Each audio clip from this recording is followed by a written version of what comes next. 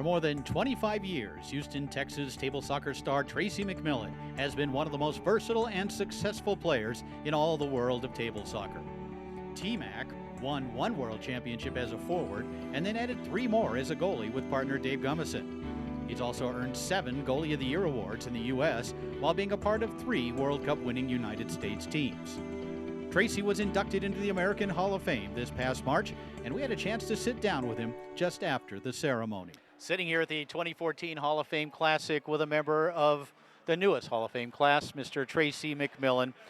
First of all, Tracy, congratulations, extremely well deserved. Thank you, sir. This has truly been a highlight of my foosball career. A career that includes a lot of highlights, and we'll talk a little bit about those as our conversation proceeds here. Tracy McMillin. To get an award for something that you realize has become such a big part of you is especially satisfying. Foosball has brought me an amazing gift that has accumulated through decades of competition, and its impact on my life is profound, and that's friends. Lifelong friends. And many of them are here tonight.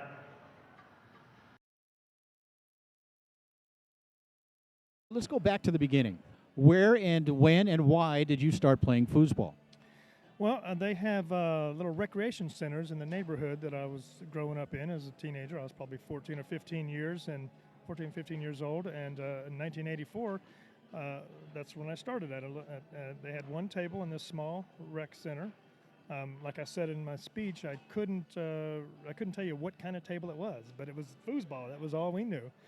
And that's kind of where it all started. We probably did that for 4 or 5 months, and we ended up going to a game room. There were a lot of game rooms in the mid-'80s, and there was one right across the street from the movie theater, and we started going there and found a couple of tornado tables, and we thought, whoa, now this is an awesome foosball table. Dave Currington owned the tables. Hall of Famer Dave Currington, a man who really instrumental in pushing Tornado forward during the 80s and 90s. Yeah, you're right. He was very instrumental in the national tour, which we did not even know existed, but here he is in our hometown promoting foosball to us. So he knew what he was doing, and we were lucky. It was good for us. And this was down in the Houston, Texas area, Pasadena, Deer Park, as you say. And, of course, you had the great John and Daniel Smith out of that same area, among a few other great players who began their careers in that greater Houston, Pasadena area. You know, Houston was an amazing place. I don't think people realize how many pros we had. I counted about 18 pro players in Houston that all played around the time I was coming up, and John and Daniel were the top of the heap there. But we had Eddie Gartman. Yeah, won a lot of titles back in the 90s with Terry Moore. Very famous goalie. Everybody knew Eddie Gartman. Carl Peterson, another famous goalie. Ronnie Lewis, Hall of Famer. John Smith, Hall of Famer. Okay, so you start in the game room. You find a tornado table at the game room. When was your first exposure to the Pro Tour? Well, okay, this was 1984. So in 85, we were just all giddy about foosball. So we find out there's a World Championships in Oklahoma City. They had this, it was a snow blizzard tournament. We actually got snowed in at the tournament. But it was, my first tournament was a 1985 World Championships.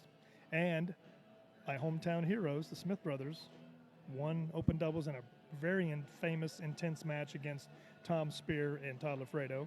And then also Ronnie Joyner and Cindy Jong, a couple other Houston, Pasadena players, won mixed doubles that year. So you had the foosball fever, and so many of us who competed in foosball and play the game get that fever where you think about it at night. What am I going to do tomorrow? What am I going to learn? What can I improve on? And so you caught the fever, and you began to play, apparently, on the professional tour. Yeah, 1985 was my first major tournament. It was the World Championships. I haven't missed a World Championships in 28 years. 28 in a row. That's got to be close to a record. Perhaps Todd Lafredo would be the only other person who has been to as many. And you were a forward for the first 15 years of your career, a guy who competed and actually won a World Championship with Cindy Head. You were a guy that shot a pole shot, had a 5-man. Your whole focus was in being a solid forward, wasn't it? Yeah, everybody wanted to be a forward in that time. Everybody wanted to shoot a pull shot and be a forward. We had a lot of exciting forwards. Todd Lafredo, Steve Murray, Johnny Horton. You know, I know he's a controversial player, but he was fun to watch, and he had a smoking pull shot. John Smith, Ronnie Lewis, all these players shot pull shots, and that seemed to be where all the glory was. So yeah, that naturally, that's where I wanted to play.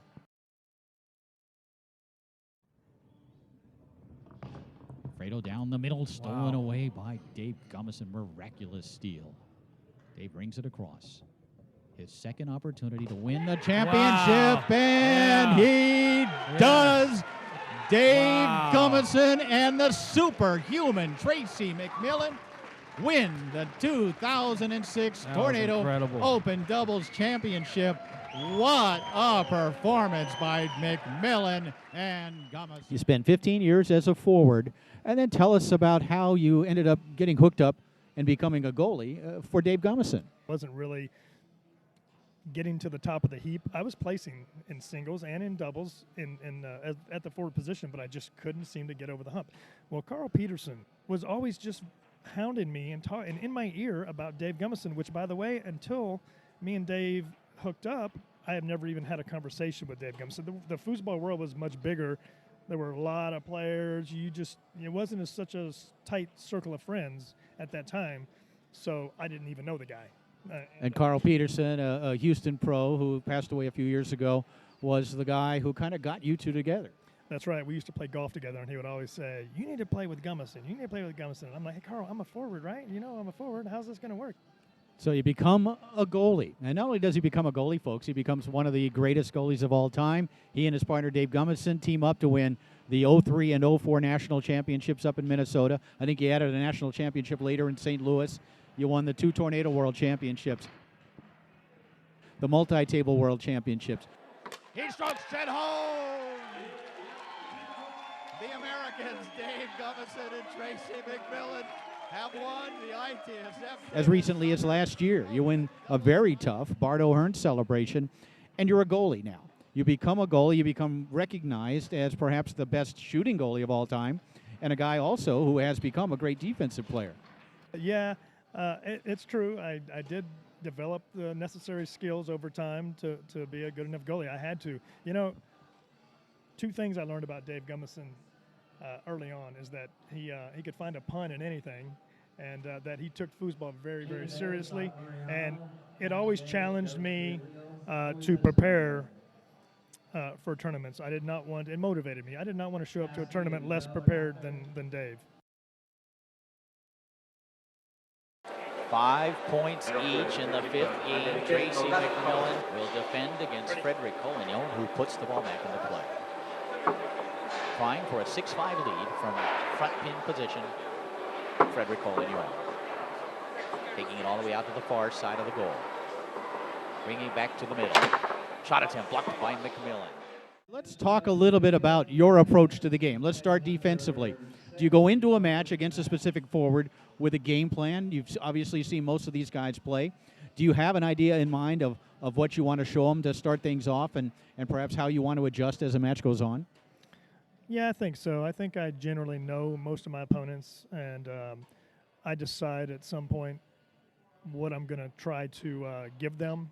You know, my philosophy is I'm going to try to make you shoot the hole that I want you to shoot. And I get myself into trouble if I start chasing defenses a little bit.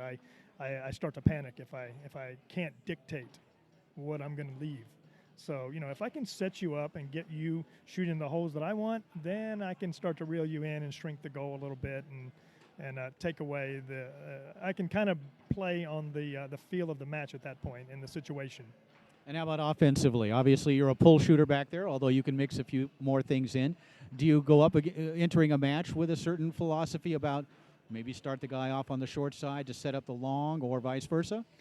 You know, with my shooting, it's probably pretty basic. I try to, and I do it on the forward position, or I'll do it in the goalie. I know the gaps in the 5 rows, but basically what I'll do is try to isolate a guy. If I can isolate one guy, then I know where the holes are at. So, and then I'll just key on the timing of, all right, he's in the isolation spot right now. I know what hole's there.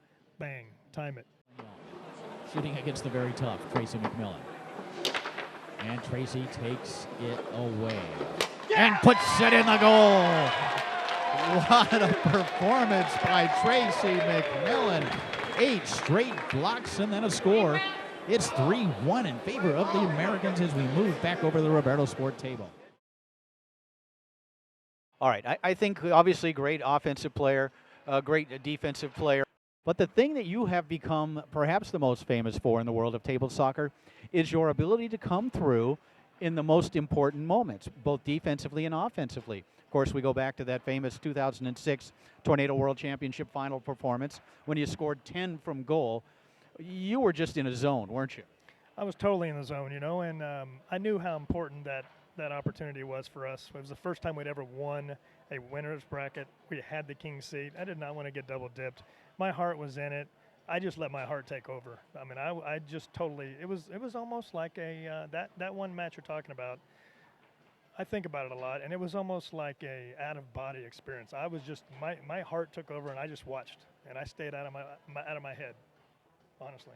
Because previous to that, your opponents in that match, Frederick Collignon and Todd Lafredo, had won 7 of the 8 previous Tornado World Championships, interrupted only by your fellow Pasadena, Texas friend Eddie Garbman and Adrian Zamora in 2003. But you had some success against Collignon and Lafredo previous to that. I think you had beaten them a couple of times. They had then come back and won the tournaments anyway. But you had confidence that you could defeat the greatest team in history. Yeah, that's true, and that's also why I was able to stay out of my head, as we had played that team so much. So we pretty much knew the defenses that Fred was going to put forth for me. And in 2006, you're the world champions. Just 2 years later, you and Dave come back and literally come back and do it again. Tomlinson and Tracy McMillin lost the opening set. They lost the first 2 games of the second set, but then began their comeback. Dave Gummison found his 5-rod. They won that 3rd game, fought to win the 4th game, and they're up 4-2 here in the 5th game. They have a world championship point. That was so weird.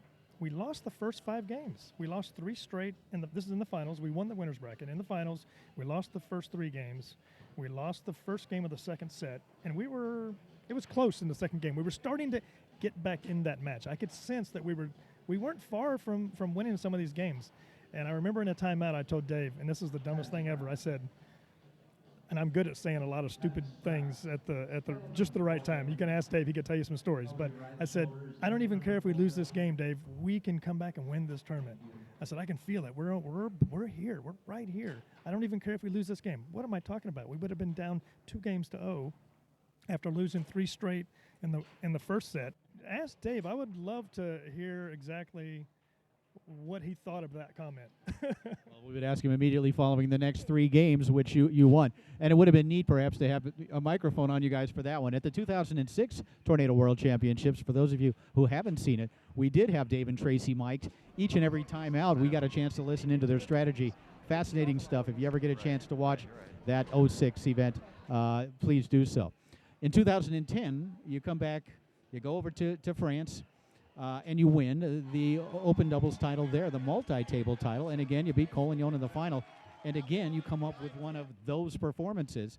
I think you blocked him at 1.9 in a row, scored 4 or 5 in crucial moments. And again, you were in that zone again. I was in that zone again, absolutely. I don't think I had quite the offensive performance, but part of that was probably having to play on all these different tables all weekend long. But I remember that spell you're talking about where I did get a bunch of blocks kind of late in the match. I think it might have been the 4th and 5th game, somewhere in there. But I could feel, I played the situation. I could feel Fred did a couple things. I think he did a open-handed tic-tac push kick at one point after 2 or 3 shots. And he grabs it and does some weird quick little shot. I could feel that he was starting to get anxious. So I can kind of play on that. I can kind of, it'll dictate how I run my defense. And it just kind of worked out. It did. And you and Dave Gummison, of course, have become the best of friends. And let's talk a little bit about the world of table soccer. And it's become an ever-growing world, the international table soccer. It really is sort of a family thing. And you sense it when you come to these tournaments. And you even sense it a little bit when you go overseas and you're among players from other countries, because you always have table soccer in common. And we really are a family, aren't we? I agree totally. I mentioned that in my speech, that all these friendships that have accumulated. I've been playing this game for 30 years, and many of these players are the same people that played that I competed against when I was a teenager, and now we're all a little bit older. But yeah, it's truly, I know these people better than I know anybody besides my flesh and blood family. So yes. And in closing, if you have a tip to give to beginning players out there who want to be good at foosball, whether it's a goalie, whether it's at forward or whatever, what would you tell them? What have you learned over your 30 years of being involved with this great sport that you could pass on to them, maybe to help them become a future Tracy McMillin? That's easy, Jim. Buy InsideFoos DVDs. Try to. It's kind of like golf a little bit. You have to kind of get, you have to get a good stance. You have to find a way to do things in a repetitive way. Don't be afraid to be creative with the game, because you can pass far wall, you can pass near wall, you can shoot all these other different kind of shots. But it's about discipline, practice, dedication, those kinds of things, and finding a way to have options on your shots to be repetitive, to repeat. Well, we're going to be repetitive and say once again, congratulations to Tracy McMillin, one of the newest Hall of Famers, one of the greatest goalies of all time, and truly one of the classiest players to ever compete on the professional tour. Thank you, Tracy. Thank you, sir. Tracy continues to be one of table soccer's most successful players. He is also a founding member of Foos, Inc., a Houston area company designed to promote and popularize the sport of table soccer. A great player, promoter, sportsman, and ambassador, Tracy McMillin is a true Hall of Famer in every way.